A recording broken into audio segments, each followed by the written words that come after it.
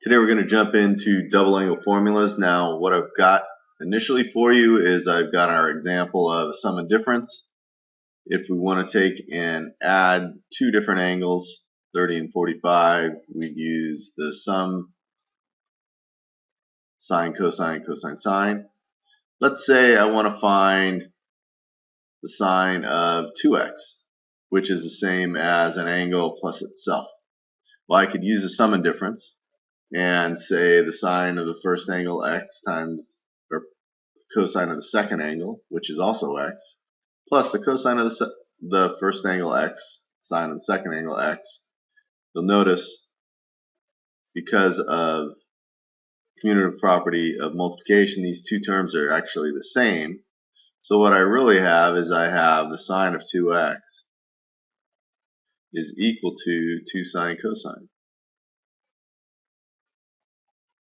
And that's the double angle identity, or the double angle formula for the sine of 2x.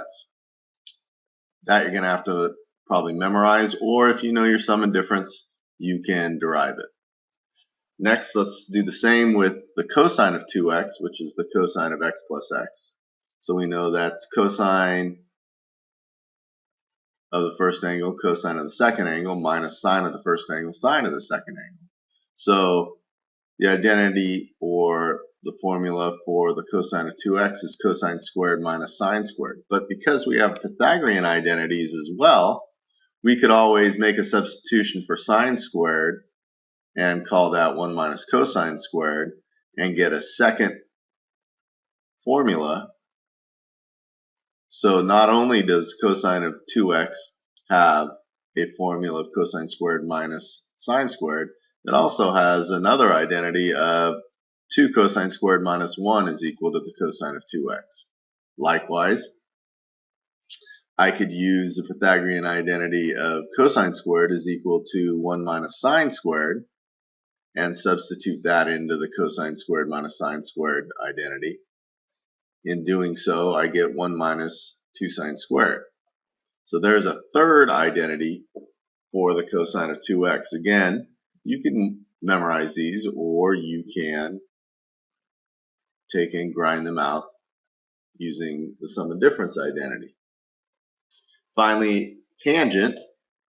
If I do the sum and difference for tangent of 2x, I have the tangent of x plus x, which is the tangent of the first plus the tangent of the second over 1 minus the tangent of the first times the tangent of the second.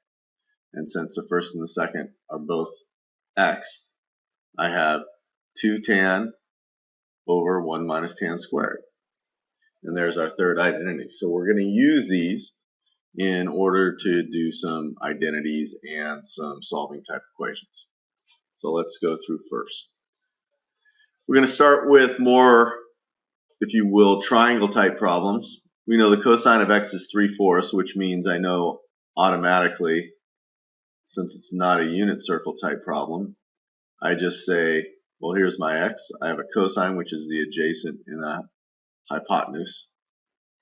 And so I'm probably going to need to find this vertical side in order to get my problem done. So I've got 16 minus 9 is equal to the y term squared.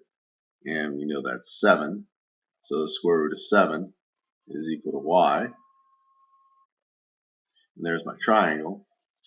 And I know I'm in the fourth quadrant, so this would be a negative value.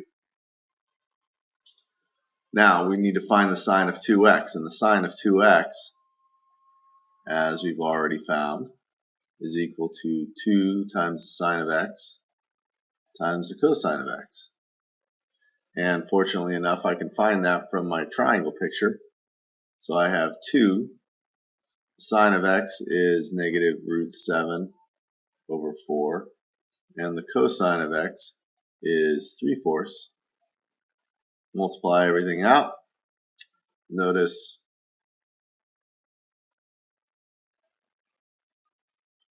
I have 2 and the 4 reducing to 2.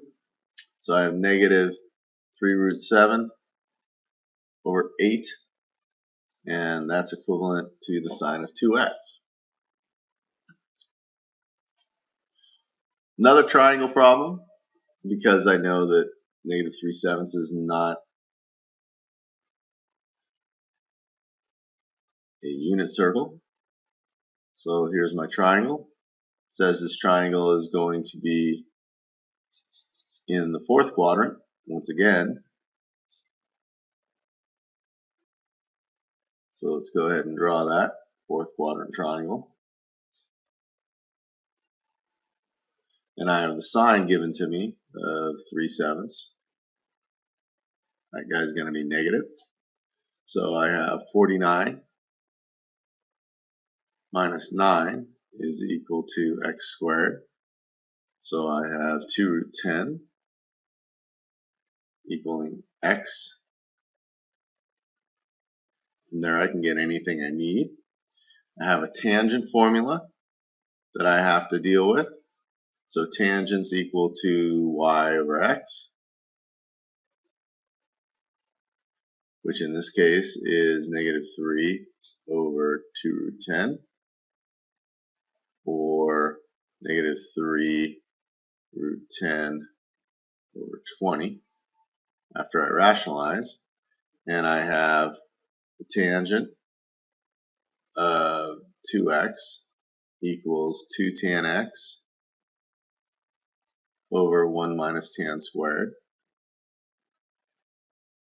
So 2 tan x is equal to 2 times -3√10 over 20 over 1 minus -3√10 over 20, and that's quantity squared. This gives me -3√10 over 10 over 1 minus, that's 9 times 10 over 400. That's going to simplify a little bit. -3√10 over 10 over 1 minus the 10 and the 400 go to a 1 and a 40, so that's 9/10. And we can simplify that a little bit more. Let's go ahead and do that. This is -3√10 over 10 times, this is 1 minus 9/40. Then we know that's going to be 31 over 40, multiplied by the reciprocal, so it's 40 over 31. And I end up with -12√10 over 31, and I'm done. So those are the easier type of problems where you know they're just triangle problems. Next, we're going to do a verification. So this is more of an identity, and I want to show that the sine of 2x over 1 minus the cosine of 2x is equal to the cotangent. So I'm basically looking for a cosine over a sine. I only have one identity I can use for the sine of 2x,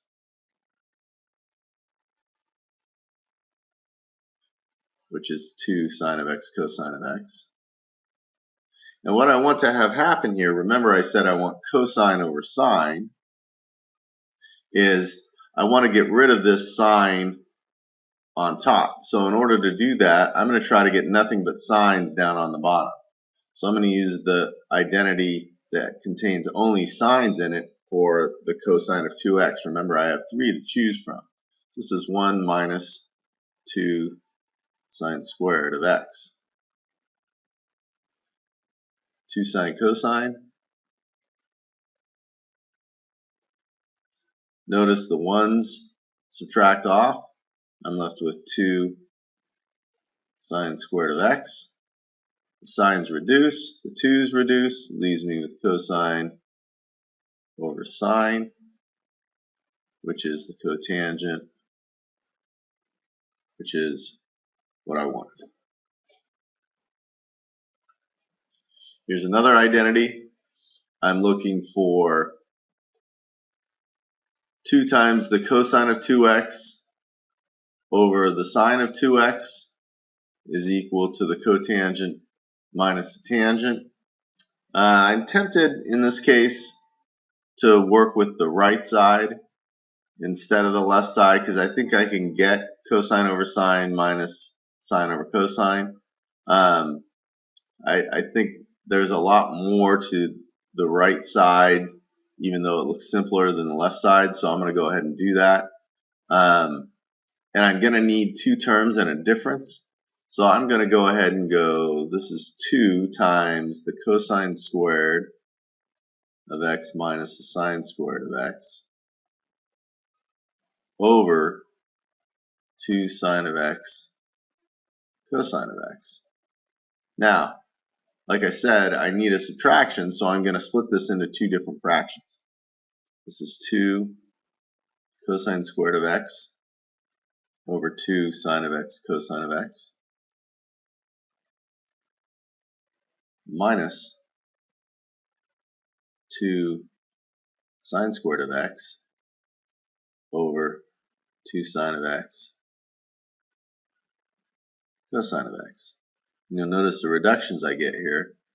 2 is reduced, the cosine's reduced, so I'm left with cosine in the numerator, sine in the denominator, minus 2 is reduced, one of the signs reduced, sine in the numerator, cosine in the denominator, and what do you know, there's cotangent of x minus tangent of x, which is what I was looking for.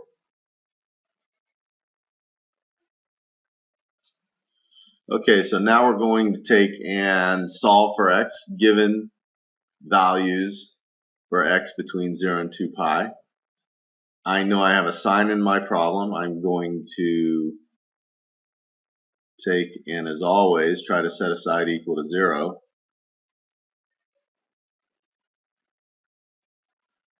And now, if I'm going to want to factor, I will probably need an identity for the cosine of 2x in terms of just sine. So that's 1 minus 2 sine squared of x minus sine of x equals 0. I'm never a fan of factoring anything with a negative squared term, so I'm going to multiply everything by a negative 1 and then put it in the proper order. So that's 2 sine squared of x plus sine of x minus 1 equals 0. Therefore, I have 2 sine of x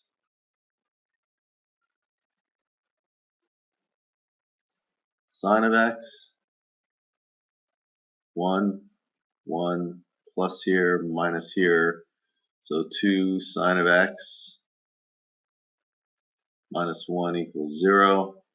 Sine of x plus 1 equals 0. Therefore, sine of x equals a half.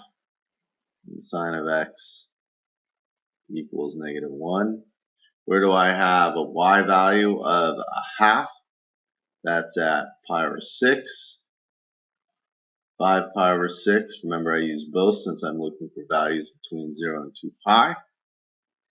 And then I have a y value of negative 1 at 3 pi over 2. And that gets me done. Next example. So here we have a situation where we're trying to find values for theta between 0 and 2 pi again, but we have a sine of 2x identity, which I know is 2 sine cosine. I'm going to use x's instead of thetas because they're just a little easier to write.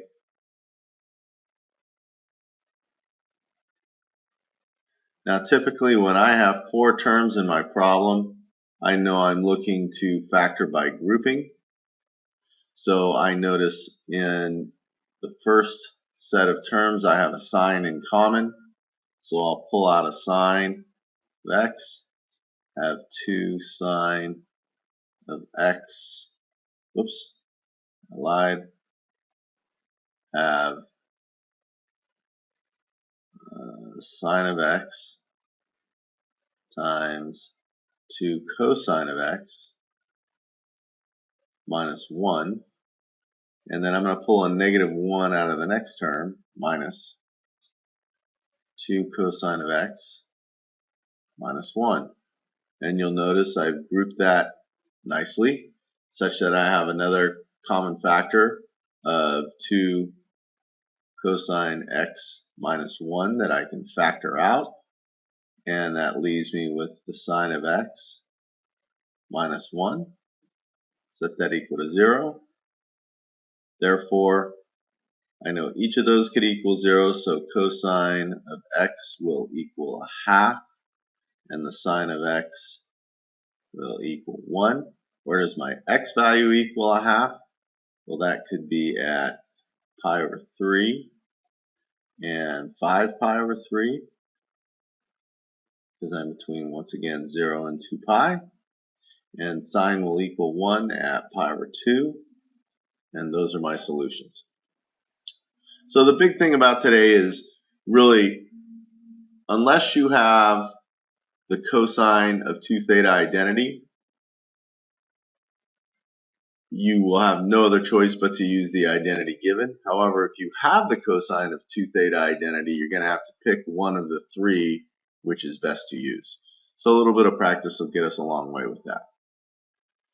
Let's do your lesson summary, answer my math lab questions, and we'll see you tomorrow.